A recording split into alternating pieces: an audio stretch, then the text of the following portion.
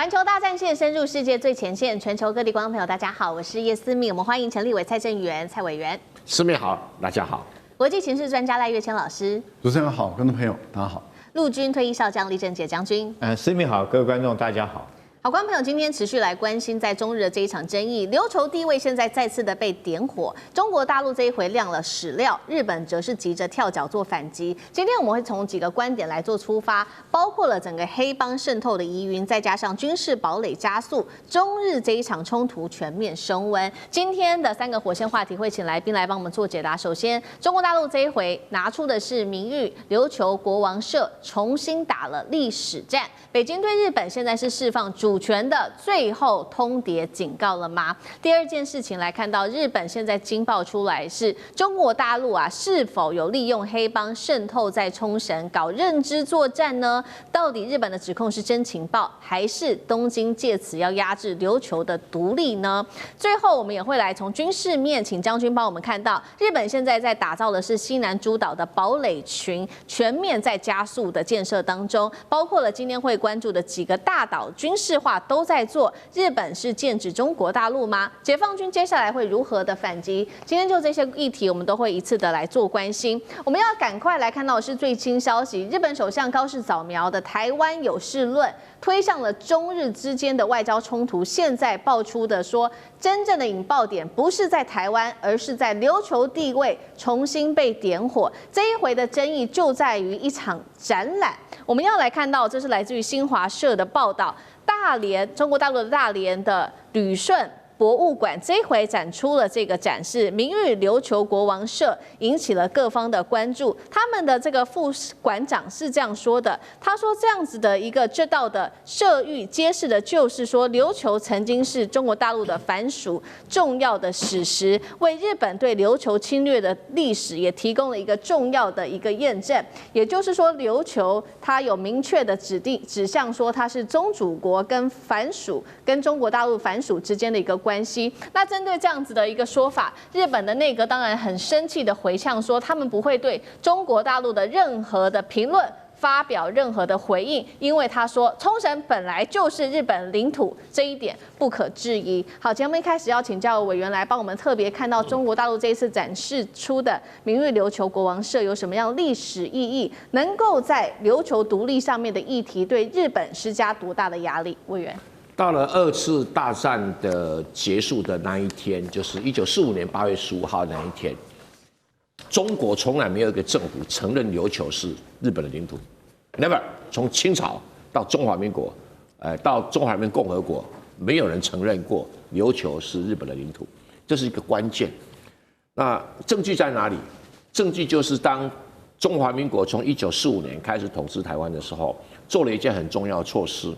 如果你是在台的日本人，全部遣返回日本，而且遣返回日本的时候，不可以带超过2000块以上的物品的现金，然后珠宝、股票、债券、房地产都不可以带走。可是，在台湾当时有很多琉球人，外观看起来是日本人，可是他的户籍登记上是琉球人。当时中华民国怎么处理？你是我的藩属国，还是承认他是我藩属国人民？第一个，不用遣返回去琉球，不用没收任何财产，然后你愿意留在台湾工作，还是欢迎你留在台湾工作，不在遣返的名单里面。如果你自愿要回去的，补贴你船费回去。那你要入境台湾，随你便。不受任何签证什么签证嘛。这个是什么？宗主国对待这个藩属国，就是保护国对待被保护国立场。就非常像现在的美国跟帛琉的关系。帛琉老百姓进入美国不用签证，因为你是被保护国，你保护我，我进你我还要签证，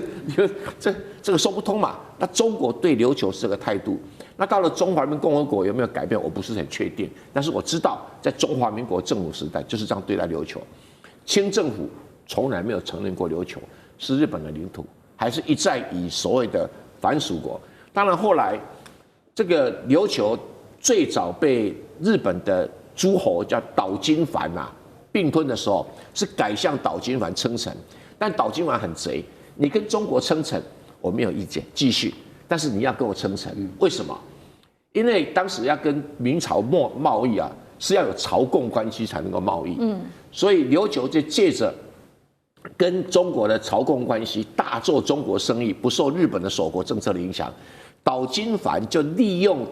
琉球这种地位，假装琉球人跟中国做生意。所以岛津藩赚了很多钱，变成日本很强权的地方诸侯，也变成明治维新里面的一个很大名级的人物。那因为经济利益，所以中国并不晓得琉球是双重臣属。但是到明治天皇上来以后又不一样了，他直接叫琉球处分，有名琉球处分，叫琉球改名叫冲绳。但是中国的文献里面通通叫琉球，在清朝的时候没有人叫过冲绳。好像到了民国开始有人叫冲绳啊，所以我是觉得，如果中国大陆要去恢复原来的自己的政策，有几个重点要注意。第一个重点就是全部改成琉球，不要再改成冲绳，这第一个要求啊。第二个要求的话，要准许琉球人在中国大陆成立琉球国临时政府。就像当时啊，韩国因为在甲午战争打输了啊，这个中国打输，被保护国被攻击了，我保护国有权利有义务出兵嘛。这琉球甲午战争是为韩国打的，不是为台湾打的。然后可是中国当时中华民国时代的时候，是让这个韩国人跑到中国上海来设立一个什么大韩民国临时政府。这很有名，给他钱，给他资助，在那个一大旁边。这是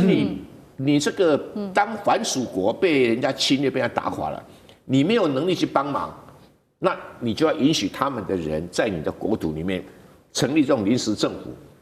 去搞革命也好，去搞外交也好，你要资助他，这是你宗主国的义务啊。所以表示说，中华人民共和国政府如果很认真的要去帮琉球复国，不管最后成不成功，或者你还是琉球的宗主国，你不承认琉球是日本的领土，中华人民共和国有义务去资助协助琉球人在中国的任何一个城市成立什么琉球国临时政府。这不是你的慈善，是你该做的。你到底是不是保护国？你是不是宗主国？那如果你不是宗主国，你不是保护国，你就要承认琉球是日本领土啊。这是两个是一个很国际法上是冲突的东西，你只能二选一，你不能战略模糊，这里面没有战略模糊的空间。好，承接蔡委员刚刚帮我们提到，不过现在其实有更猛的一个指控来了，这一个指控是来自于日本自己的国安单位，他说的是不是中国大陆现在在琉球这边在搞所谓的舆论认知作战呢？我们来看到这个日方的最新指控他说中国大陆是透过台湾的黑帮，也就是这个叫做洪门势力，在冲绳插旗推动琉球的独立运动。那他们就做了一个调查，这调查看起来怎么有点像是电影的情节他说呢，这个冲绳的黑帮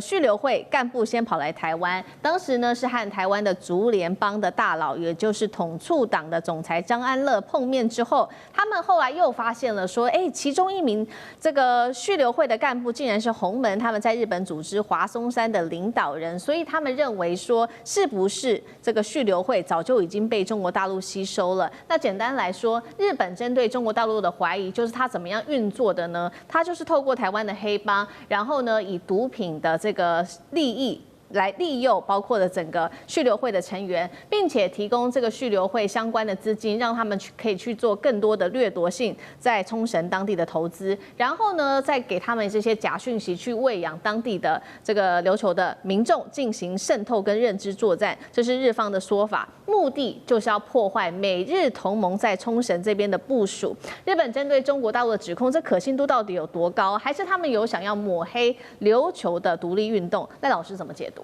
这当然是抹黑抹毒嘛，因为日本的一贯手法，其实这没什么伟大跟了不起的地方。我只讲一个案例20年前左右，我那时候从法国巴黎大学回来那时候是当客座教授回来的所以我等于是我又再回去巴黎大学也就是之前我读完博士，在台湾工作一段时间，我又回去，然后我在法国工作一段时间，我又回来。我在政大外交研究所读书的时候，我有一个学生研究生他就是从琉球来的。那个时候我一看是我有外籍生，因为我有一位是法国的美国的这个海军官校毕业的学生也在读硕士班在台湾，然后一个是日本来的。那我就很习惯性的说，哎呦，这个我们有美国来的同学，一个女生啊，美国人，那另外一个来自于日本的啊同学，那个同学他就举手了，他就说老师我不是日本人，我是琉球人。我在强调，他说我是琉球人，这代表什么意思？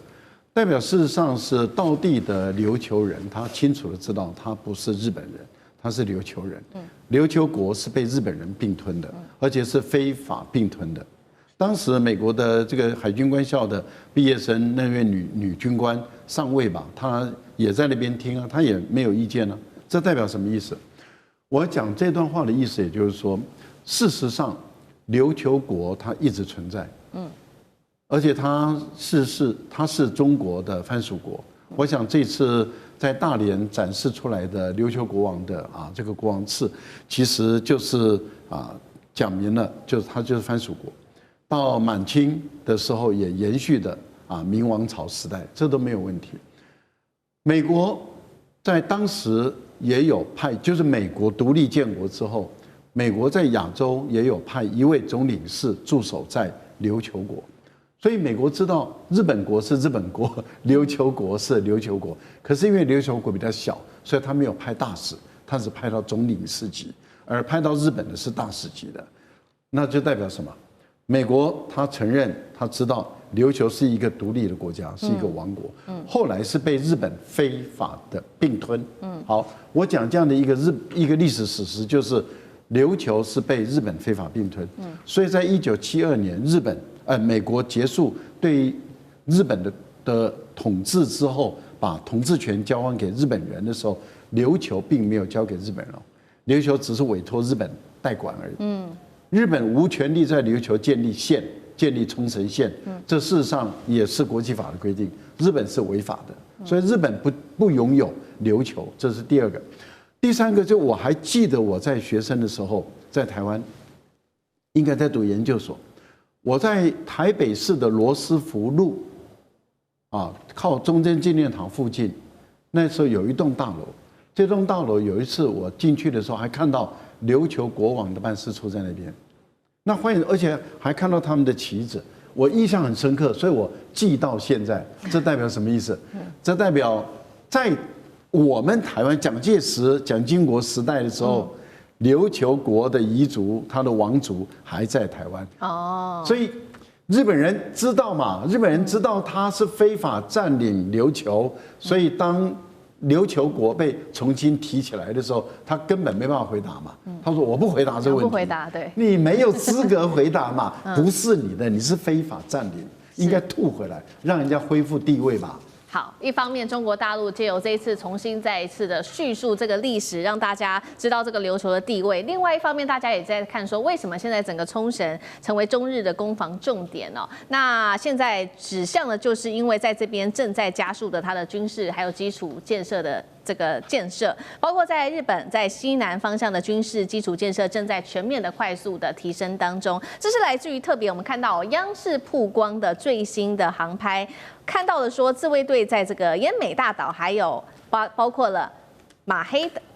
马毛岛这个地方，正在加速打造它的堡垒群。那其中我们今天要来特别也关注到画面上这个叫做黑毛岛的建设，2000公尺的军用跑道几乎已经完成了，可以供美军在这边做舰载机的起降训练，大型护卫舰的细泊设施也落成，整个基地的轮廓可以说可以慢慢的看到是成型了。到底这边的战略价值有多大？面对现在日本打造的这个所谓的堡垒群，解放军接下来会有什么样的动作？将军怎么看？第一个我先介绍所谓马毛岛。马毛岛其实就在安美这个大岛的北边哈，然后再往安美岛跟这个马毛岛跟这个日本这个鹿儿岛中间那个叫大隅海峡。合理来讲的话，大隅海峡应该都属于日本的领海，因为它如果说两边加起来绝对这个12海里之内都算领海。但是为什么将它划为公海呢？因为便于美军的军舰从这边进出，然后从太平洋进出到这个东海区域，所以说日本主动将这个本来应该是它的领海，它将划为公海。那现在来讲的话，我觉得美日在这个以前来讲都没有哈，最近为什么开始在马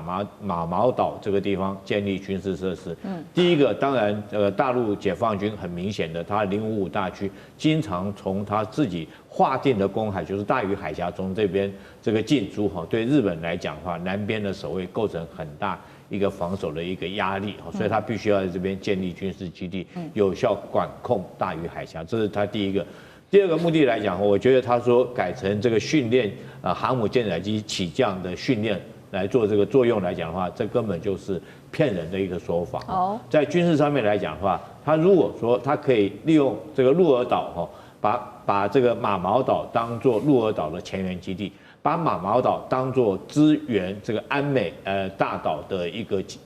这个后卫的一个哨所哈，然后这个安美大岛再往前面来讲，可以支援到宫古海峡。那宫古海峡也就是大陆解放军，我们听到他的海军进出都是从宫古海峡进出。换言之哈，就是从鹿儿岛可以掩护到这个马毛岛，马毛岛可以掩护到安美大岛，安美大岛可以掩护到这个